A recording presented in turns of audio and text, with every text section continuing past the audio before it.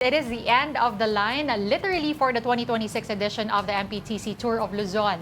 The race finished on a high and mobile journalist Denise Valdez Sancho witnessed it all.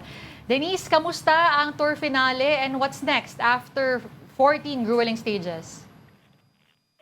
Good afternoon, Lord. Denise ang nanaig pa rin as the king of the mountain for stage 14, our last and final stage is Frenchman Anton Ubi of 7-Eleven Flick Road Bike Philippines, who finished the 170-kilometer stage within 4 hours and 26 minutes and 42 seconds. Pumangalawa sa kanya si Nikita Shulchenko.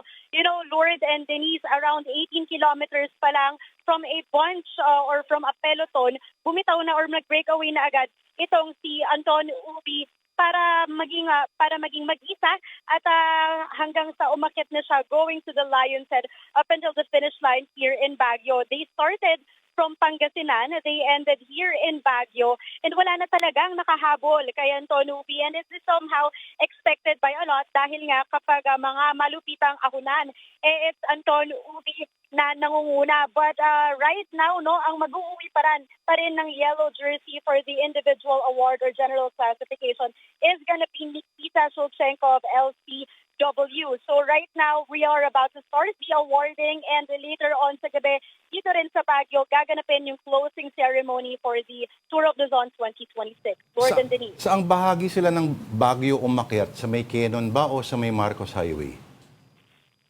Umakyat sila, Lord, sa may bahagi ng Cannon Road, at dito talaga na-test yung Mahirap endurance, yung speed. Oo, mahirap.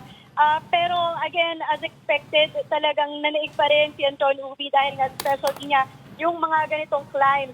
Although, na pumangalawa lang si Nikita Shulchenko, lumalabas no, na siya pa rin talaga ang overall leader of the whole stage. But for stage 14, it's all Anton Ubi. Matindi. So ito'y final lap na talaga ito, no?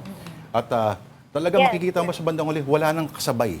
Normally, kahit sa mga Tour de France, mga ganyan, naggigit-gitan yan hanggang sa finish line eh. Pero ito, nang iwan talaga. Ayan, no, solo eh, pinapakita natin. Parang mangingibig na nakalimot ng iwan sa mga kasabay. May ganon. Oo. Okay, maraming salamat, mobile journalist Denise Valdez Sancho.